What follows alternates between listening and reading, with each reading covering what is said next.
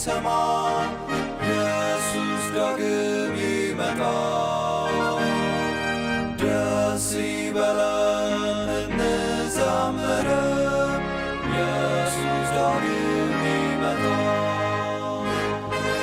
ይመለሳል ይመለሳል፣ ኢየሱስ ዳግም ይመጣል።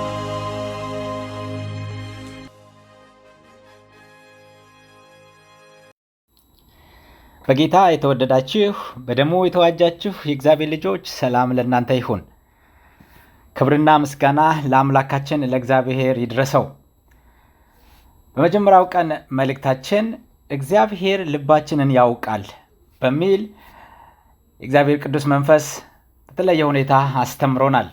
እግዚአብሔር ሐሳባችንን፣ ፍላጎታችንን፣ ድካማችንንና ደስታችንን እንደሚያውቅም ተምረናል። ታዲያ እግዚአብሔር አምላክ ልባችንን የሚያውቅ ከሆነ ምን ያደርጋል በሚለው ሐሳብ ደግሞ ወሳኝ የሆኑ ነጥቦች ዛሬንና በቀጣይ ባሉት ቀናቶች እንመለከታለን። የዛሬው ሁለተኛው ቀን መልእክታችን ርዕስ የተሰበረ ልብ ይጠግናል በሚለው ዙሪያ አብረን እንመለከታለን። መዝሙረኛው ዳዊት በመዝሙር 147 ቁጥር 3 ላይ ሲናገር ሳለ እንዲህ ይላል፣ ልባቸው የተሰበረውን ይፈውሳል፣ ቁስላቸውንም ይጠግናል ይላል። የእግዚአብሔር ቅዱስ መንፈስ ለሁላችንም እንዲናገረን በፊቱ እንቅረብ፣ እንጸልይ። አባታችን አምላካችን ሆይ እጅግ አድርገን እናመሰግንሃለን፣ እናከብረሃለን። ክብር ለአንተ ይሁን። ትላንትና አሳለፈህን፣ ዛሬ ደግሞ ስላበቃህን፣ ሕያዋን ስላደረከን በፊትህ ጌታ ሆይ እንድንቀርብ አንተ ያደረክልንን እያደረክልንም ስላለው ነገር እንድንዋይ፣ እንድንሰማ፣ እንድናምን፣ እንድንታመንህ በፊትህ እንድንቀርብ ስለረዳህን ክብር ለአንተ ይሁን። የእግዚአብሔር ቅዱስ መንፈስ ዛሬ ለእኔም ይህን መልእክት ለሚሰሙት አድማጮች በክርስቶስ ኢየሱስ ስም ያንተ መጎብኘት ይሁንልን። ልባችንን ይንካው። ቃልህ ጌታ ሆይ ይፈውሰን።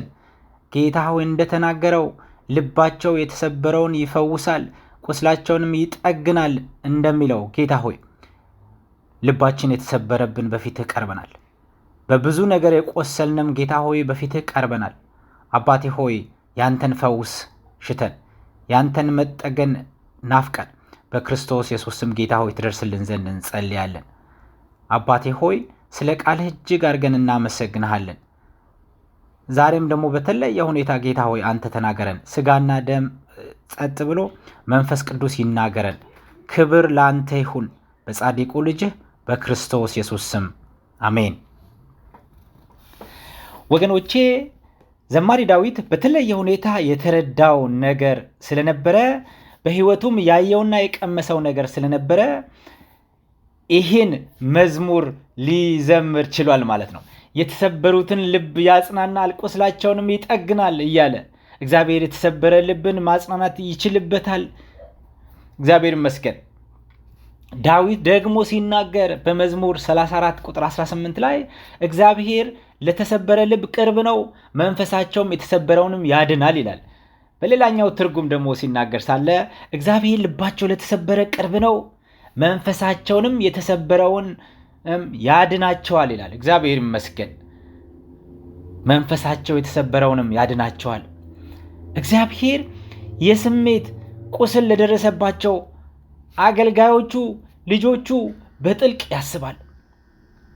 እግዚአብሔር የሚያጽናናን እንዲሁም ሌሎችን እንድናጽናና የሚረዳን እንዴት እንደሆነ ከዚህ መልእክት እንመለከታለን ማለት ነው። እግዚአብሔር ልባቸው ለተሰበረው ቅርብ ነው፣ የተሰበረውን ልብ የሚጠግን ነው።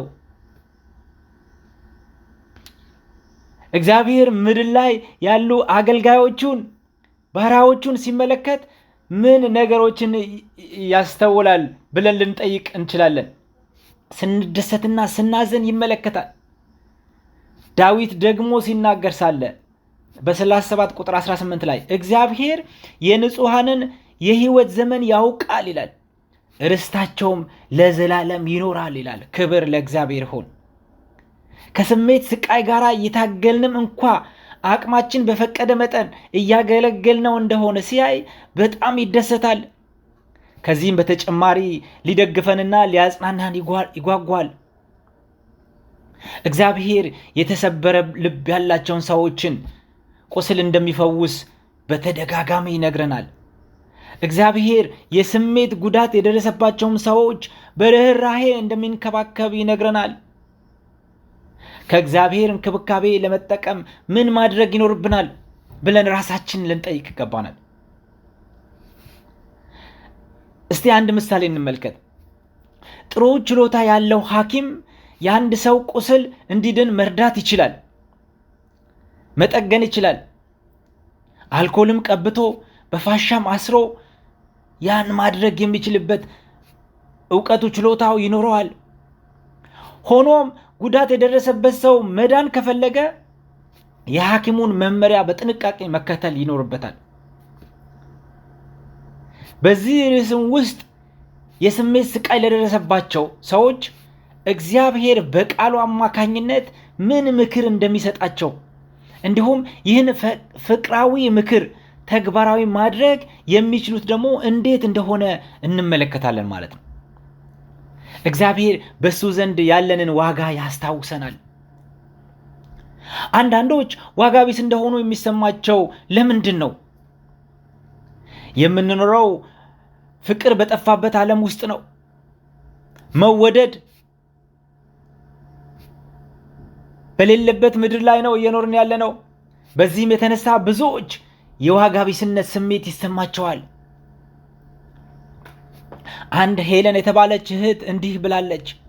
ያደግኩት ፍቅር በሌለበት ቤተሰብ ውስጥ ነው። አባቴ አመፀኛ ሰው ነበረ። ምንም እንደማንረባ በየቀኑ ይነግረናል። ምናልባትም አንቺም እንደ ሄለን ግፍ ተፈጽሞብሽ፣ በተደጋጋሚ ትችት ተሰንዝሮብሽ ወይም ሰዎች ዋጋ ቢስ እንደሆንክ እንዲሰማህ አድርገው ሊሆን ይችላል። በዚህም የተነሳ ማንም ሰው ከልቡ እንደማያስብልሽ ይሰማህ ይሆናል። እንደዚህ አይነት ስሜቶች ይፈራረቅብን ሊሆን ይችላል።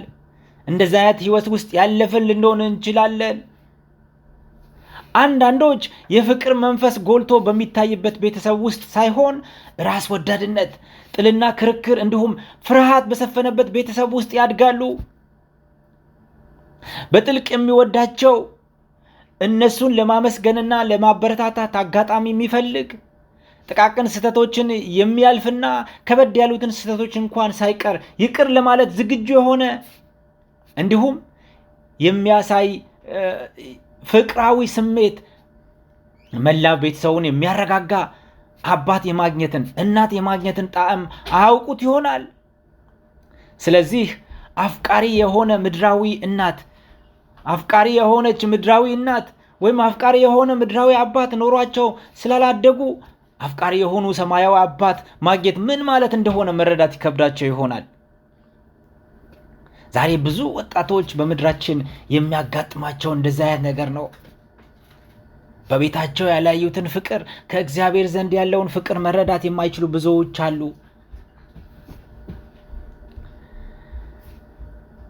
አንድ መጽሐፍ ሳነብ ያገኘሁት ለምሳሌ ያክል ፍሪትስ የተባለች እንዲህ ብላ ጽፋለች። አባቴ የሚያሳየው ፍቅር የጎደለው ባህሪ በልጅነትና በወጣትነት ዕድሜዬ በእጅጉ ተጽዕኖ አሳድሮብኝ ነበር። አንድም ቀን የምስጋና ቃል ካፉ ወጥቶ አያውቅም። እኔም እንደቀረብኩት ሆኖ ተሰምቶኝ አያውቅም። እንዲያውም አብዛኛውን ጊዜ እፈራው ነበር። ከዚህም የተነሳ ዛሬ በ50ዎቹ ዕድሜ ክልል ውስጥ የሚገኘው ፍሪትስ የሚባለው ግለሰብ አሁንም የሚጎለው ነገር እንዳለ ሆኖ ይሰማዋል። ሌላኛዋ ደግሞ ማርጋሬትም እንደዚሁ ብላ ትገልጻለች። ወላጆቼ ደንታቢስና ፍቅር የጎደላቸው ነበሩ። መጽሐፍ ቅዱስ ማጥናት ስጀምር አፍቃሪ አባት ሲባል ምን ማለት እንደሆነ መረዳት ከብዶኝ ነበረ ትላለች። ብዙዎቹ እንደዚህ አይነት ሐሳቦች በተለያየ መንገዶችን ይገልጻሉ። በሌላ በኩል ደግሞ መልካም ቤተሰቦች እንዳሉ፣ የእግዚአብሔርን ነገር ፍቅሩን በምድር ላይ ሊያሳዩ የሚችሉ ወላጆች፣ ቤተሰቦች እንዳሉም በሌላ በኩልም እንዳለ ሐሳቡን ይዘን ነገር ግን እንደዚህ በተበለሻሸና በጎደለው ዓለም ውስጥ የሚኖሩ ቤተሰቦች፣ ልጆች፣ ወጣቶች እንዲህ አይነት ስሜቶች እንዲፈጠርባቸው ያደርጋል። እንደዚህ አይነት ስሜት ኖሯቸው ደግሞ ይህ ስሜት ካለ አምላክን እንድናገለግል በዋነኝነት ያነሳሳን ነገር ፍቅር መሆኑ ቀርቶ የበደለኝነት ስሜት ወይም ፍርሃት ሊሆን ይችላል። ያለንን ምርጥ የሆነውን ነገርም ሰጥተን በፍጹም በቂ መስሎንም አይታየንም። እግዚአብሔር አባታችን እና ክርስቲያን ወንድሞቻችን ለማስደሰት ያለን ምኞት ከአቅማችን በላይ የሆነ ነገር ለማድረግ እየጣረን እንዳለ እንዲሰማን ሊያደርገን ይችላል። በዚህ ምክንያት ያወጣናቸው ግቦች ላይ መድረስ ያቅተናል። ራሳችን ልንወቅስ እንደሆን በሐዘን ልንዋጥ እንችላለን።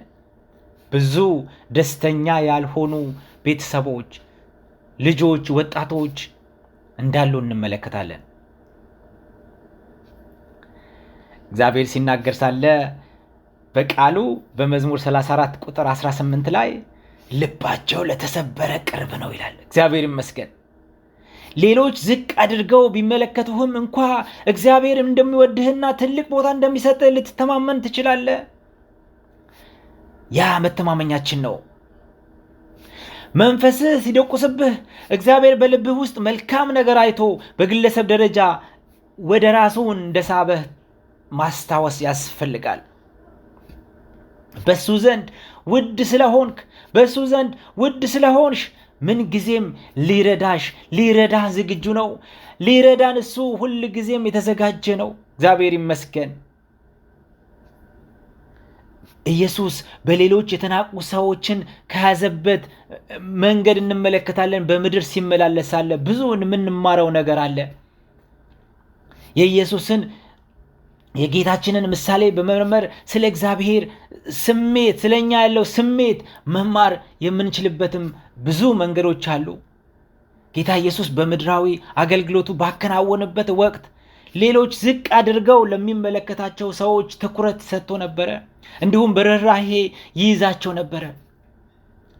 አንዲት ሴት ካለባት የሚያሰቃይ ሕመም ለመፈወስ ብላ ልብሱን በነካች ጊዜ ኢየሱስ አጽናንቷታል፣ አደፋፍሯታል። እምነቷንም በማሳየቷም አድንቋታል። እግዚአብሔር ይመስገን። በማርቆስ ምዕራፍ 5 ቁጥር 25 ላይ ስንመለከሳለ ኢየሱስ የአባቱን ባህሪ ፍጹም በሆነ መንገድ ያንጸባረቀበት ሁኔታ እንመለከታለን። ያ ግሩም የሆነው ርህራሄው የደከሙትን፣ ያዘኑትን፣ የተገፉትን፣ የደከሙትን ሁሉ የሚያበረታ፣ የሚያቅፍ፣ የሚደግፍ አምላክ እንዳለን ያሳየናል። ታዲያ እግዚአብሔር ከፍ አድርጎ እንደሚመለከተን እንዲሁም እምነታችንና ለሱ ያለን ፍቅር ጨምሮ መልካም ባህሪ እንዲኖረን ያደርገናል። መተማመን በሱ ላይ እንድንጨምር ያደርገናል። እንደዚህ አይነቶችንም የእግዚአብሔር ቅዱስ ቃሉን ስንሰማ እግዚአብሔር የተሰበረ ልብ ያላቸውን ይጠግናል።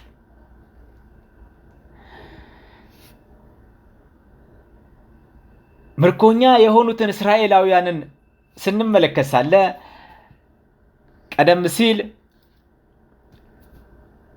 በሁለተኛ ዜና ምዕራፍ 36 ቁጥር 23 ላይ ባለው መልእክት ላይ በግዞት የተወሰዱት እስራኤላውያን በባቢሎን ሲኖሩ ምን ሊሰማቸው እንደሚችል ማሰብ እንችላለን።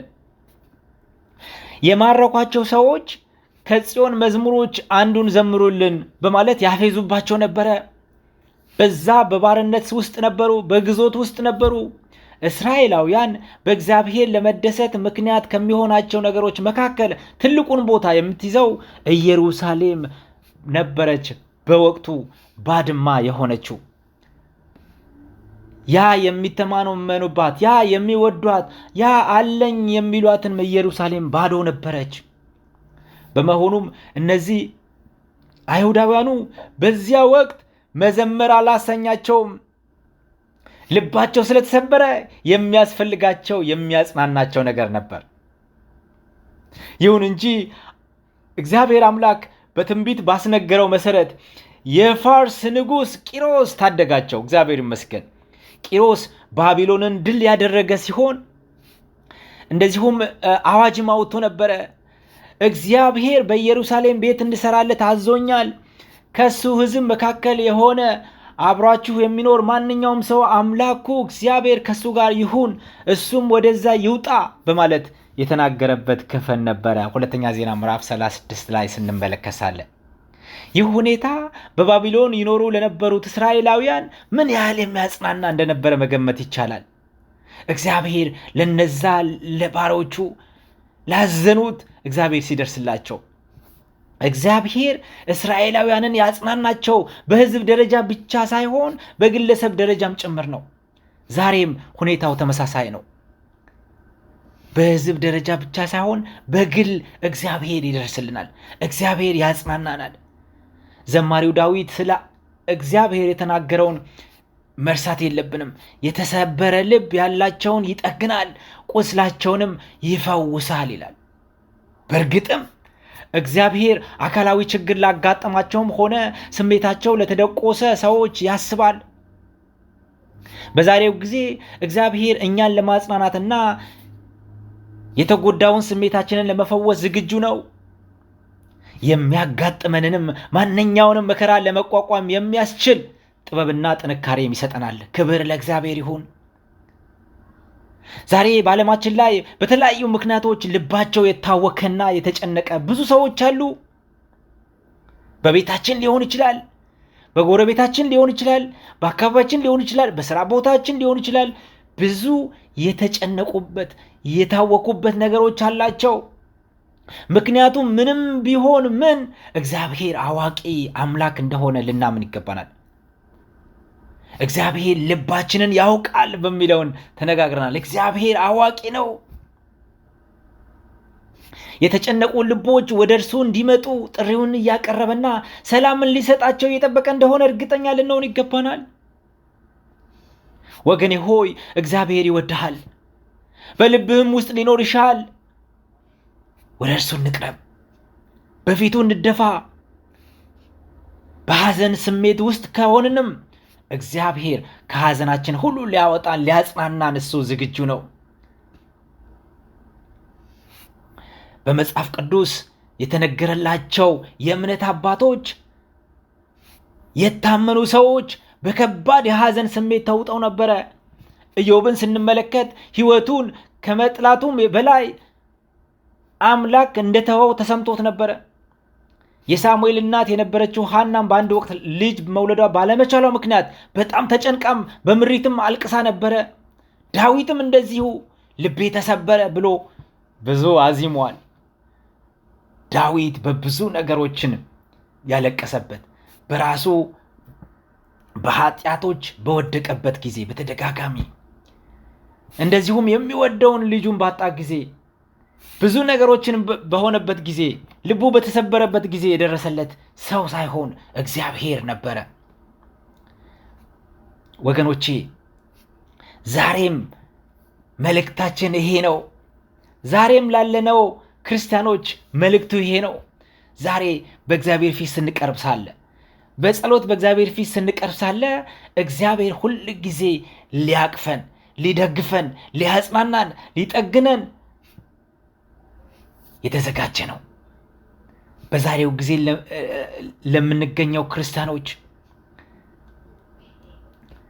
ምናልባት ህመም፣ የእድሜ መግፋት ወይም ሌሎች የግል ሁኔታዎች አንዳንዶች የሚፈልጉትን ያህል መልካም አገልግሎት ከማቅረብ ያግዳቸው ይሆናል። ይህም አምላካችን እግዚአብሔርና መሰል ክርስቲያኖች ወይ አማኞች እንደሚጠብቁን ሆነን አልተገኘንም ብለው እንዲደመድሙ ሊያደርጋቸው ይችላል። ወይም አንዳንዶች ባለፉት ጊዜያት ለሰሯቸው ስህተቶች፣ በደሎች፣ ውድቀቶች እግዚአብሔር ይቅር አላለኝ ይሆናል ብለው ስለሚያስቡ ዘውትር ራሳቸውን ይወቅሳሉ። ሌሎች ደግሞ ምናልባትም በአስቸጋሪ ሁኔታዎች ስር ያደጉ ይሆንና ሊወደዱ የማይገባቸው ሆኖ ይሰማቸዋል።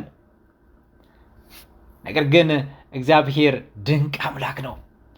ያ ልባችንን የሚያውቀው እግዚአብሔር ዛሬ ደግሞ የተጎዳውን ልባችንን የተሰበረው ልባችንን ያ ሐዘን የተሰማው ልባችንን ሊጠግን የተዘጋጀ ሐኪማችን ነው። ዛሬ ወደ እርሱ እንቅረብ።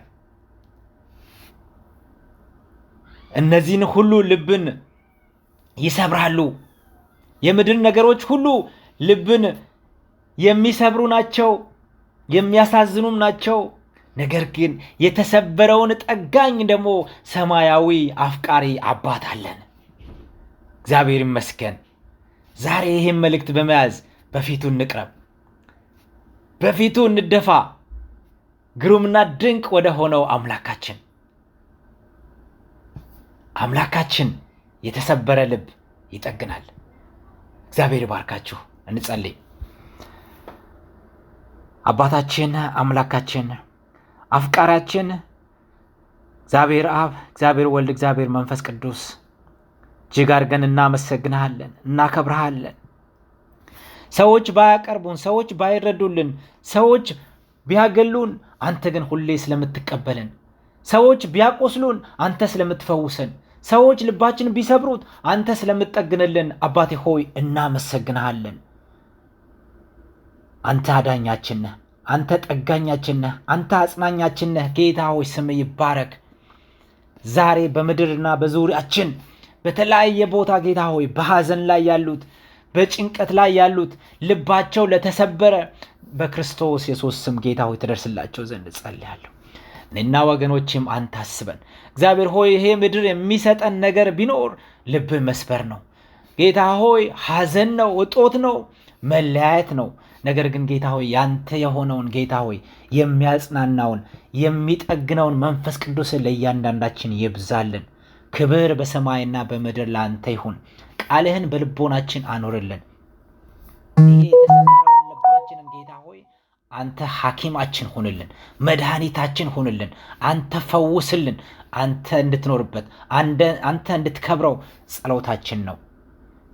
ጌታ ሆይ አንተ እንደወደድከውና እንደፈቀድከው ይሁን። በጻድቁ ልጅህ በክርስቶስ ኢየሱስ ስም አሜን። እግዚአብሔር ይባርካችሁ።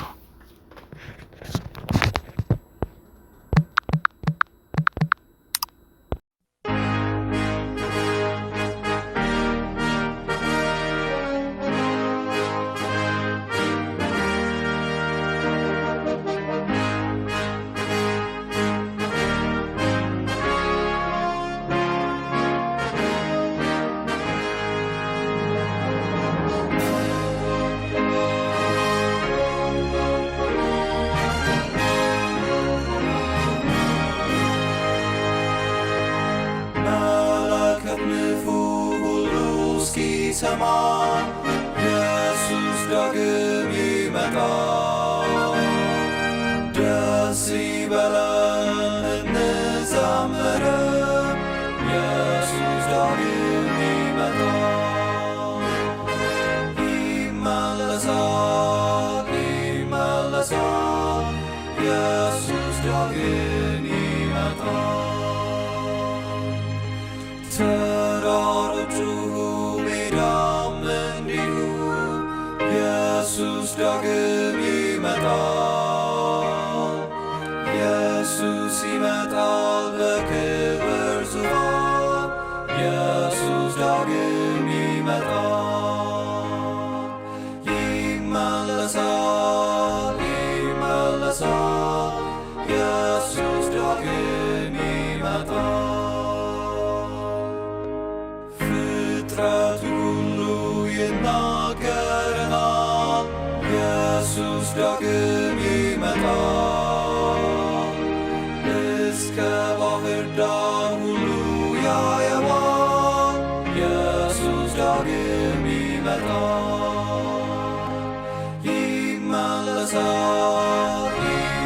ይመለሳል ኢየሱስ ዳግም ይመጣል። የምድር መናወጥ ለሰዎች ይላል፣ ኢየሱስ ዳግም ይመጣል። አውሎ ነፋስም ያስታውቀናል፣ ኢየሱስ ዳግም ይመጣል። ይመለሳል። ኢየሱስ ዳግም ይመጣል። ሕዝብም ይቆጣል፣ በዚህ ይታወቃል። ኢየሱስ ዳግም ይመጣል።